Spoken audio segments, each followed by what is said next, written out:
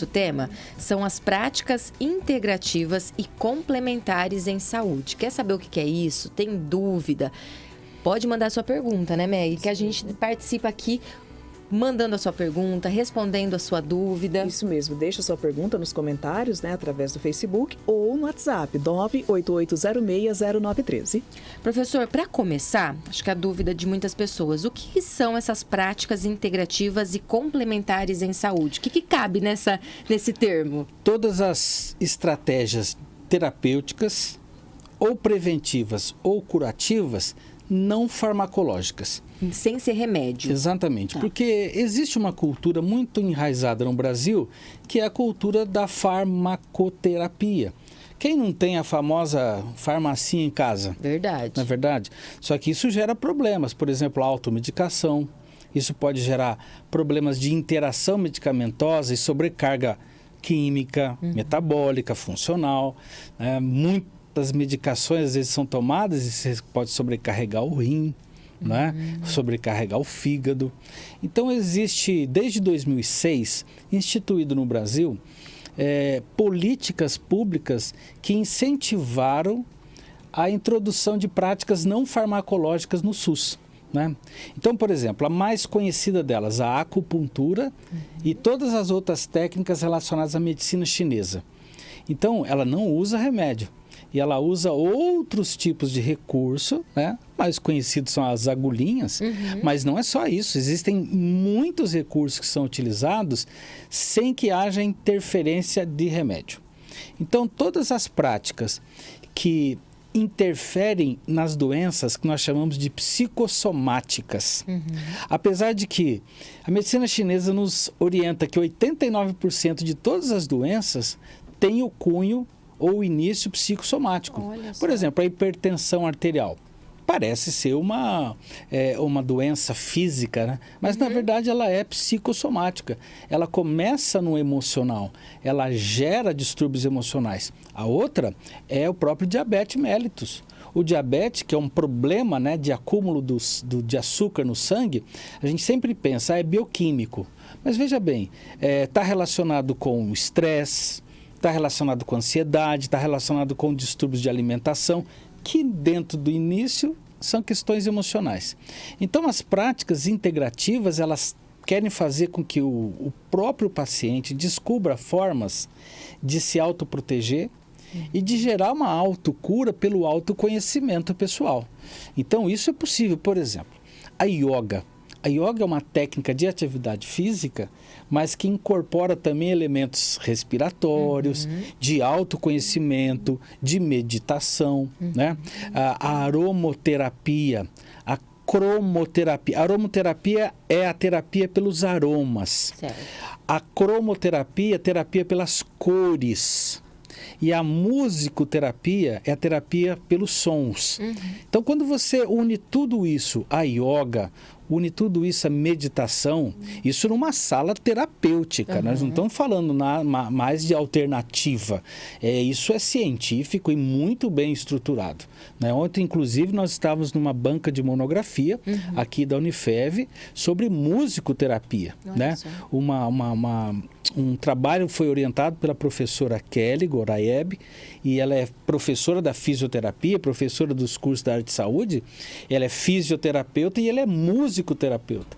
Então, ela hoje trabalha com vários espectros, né, neurológicos, tanto pediátricos quanto adultos, geriátricos, com a musicoterapia. Então, isso tudo nos leva a entender o seguinte, que desde 2006, o SUS entendeu que era necessário fazer a incorporação dessas práticas. Então, são 29 delas e todas elas nesse sentido. Terapêutico, de cura, acompanhamento e complementação de tratamento de outras doenças, mas também um aspecto preventivo. Porque o que é mais importante em todas as práticas complementares é a prevenção de doenças. Esse que é o nosso, acho que, grande objetivo. Professor, e como ter, então, esse acesso, né, esse tipo de atendimento no SUS? É uma solicitação que é feita pelo médico? Como é isso? Veja bem, todas essas práticas, o primeiro acesso sempre é na atenção primária. Né? Então, você pode ter uma indicação médica, você pode ter indicação fisioterapêutica, você pode ter uma indicação da enfermagem para que haja o encaminhamento daquele paciente junto a essas práticas, né? Muitas vezes, quando você já tem um cadastro junto àquelas práticas, você não precisa mais nem ter os intermediários, você vai direto, né, pelo menos naquelas salas de atendimento. Agora, qual que é a grande tristeza nossa, né? Quer dizer, Votuporanga ainda não apresenta um núcleo de práticas integrativas. E isso a gente precisa avançar, porque a medicina e toda a estrutura de saúde de Votuporanga é invejável. Se nós formos pensar no estado de São Paulo, se nós formos pensar no Brasil, mas nós precisamos avançar. E dentro desse avanço, Flávio, eu digo com muita clareza, nós precisaríamos ter já um centro que tivesse a incorporação dessas práticas integrativas. Por quê? Todas as vezes que a gente acrescenta isso, não só gera mais oportunidades e estratégias de tratamento e prevenção, mas nós também diminuímos custos operacionais. Você imagina a diminuição de custo com menos remédios sendo comprados. Perfeito. Ok? Menos custos do próprio sistema. Quando eu tenho pessoas que são prevenidas de derrames, prevenidas de infarto, prevenidas de síndromes de pânico, prevenidas, por exemplo, de outras questões que levam a internações. Existem situações, por exemplo, como a hipertensão arterial, que pode gerar uma internação de 2, 3 dias.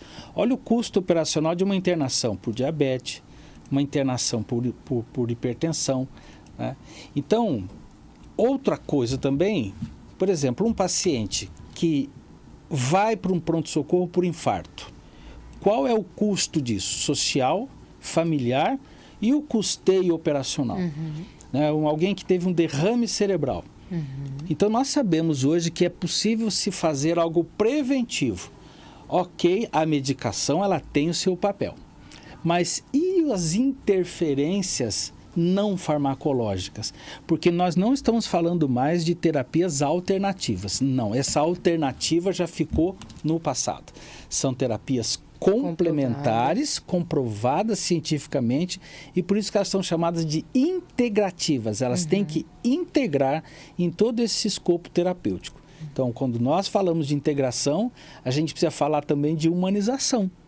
Eu não posso mais gerar apenas uma ideia farmacológica ou cirúrgica para um tipo de sistema. A gente tem que incorporar. Então, em Votuporanga ainda nós não temos isso, né? Mas é uma prática que já foi estimulada no Brasil inteiro. Tem cidades que já apresentam esse tipo de núcleo, né? E inclusive núcleos robustos, que fazem não só atividades, como é o caso da acupuntura, da medicina chinesa, mas, por exemplo, práticas de exercícios terapêuticos que são diferenciados, vieram, por exemplo, da China. Uma prática chamada de Tai Chi Chuan. É uma técnica terapêutica muito próxima da yoga, mas com maiores movimentos. Quando nós olhamos para a China, para o Japão, para a Coreia, as pessoas fazem isso em praça pública, tá certo? Os núcleos terapêuticos complementares estão dentro das esquinas, dentro das estruturas do próprio sistema. São políticas públicas que geram saúde preventiva, mas que geram também estratégias em saúde que colaboram com a nossa população, né? Muito bom, professor. E quando a gente fala em técnicas integrativas, ela não substitui a farmacológica, ela caminha junto para auxiliar. Claro, sempre assim.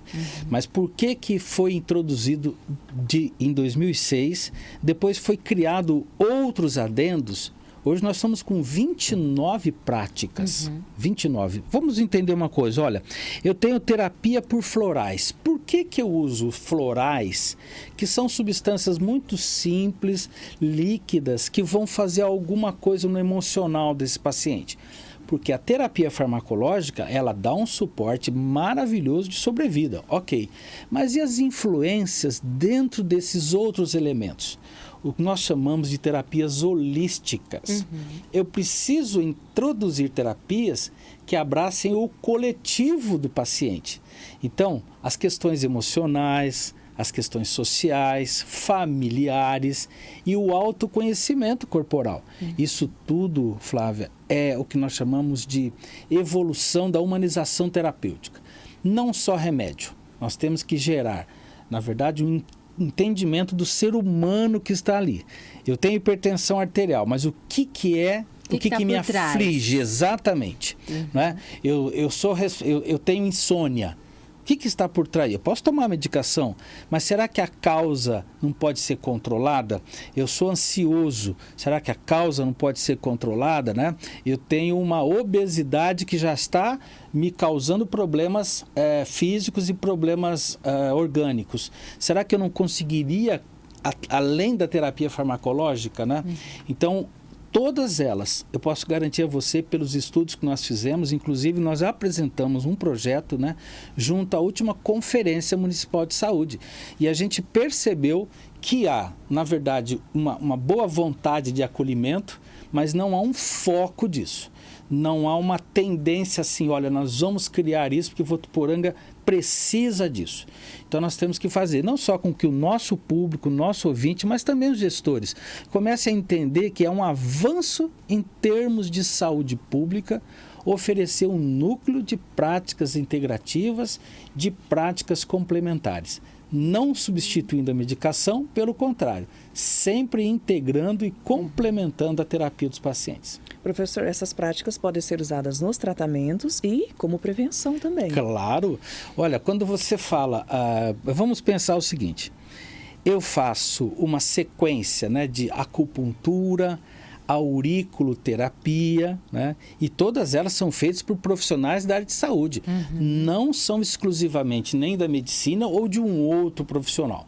A musicoterapia, por exemplo, o profissional da área de saúde, ele pode fazer uma especialização nessa área, não é? Então, veja bem, todas as terapias, o indivíduo ele se sente oportunizado a fazê-las. Meditação, por exemplo, né? Eu junto um grupo de mulheres, de homens, e vão trabalhar esse tipo de terapêutica. A yoga, eu junto um grupo de pessoas que vamos trabalhar a yoga. Melhora a flexibilidade, mas melhora as condições emocionais. Então, Meg, nós temos que gerar em nós, seres humanos, o entendimento da nossa complexidade. Nós não somos apenas um elemento bioquímico, nós somos uma estrutura emocional, física e espiritual. Nós já falamos, inclusive, sobre a espiritualidade. Verdade. E as práticas complementares em saúde, elas valorizam muito isso.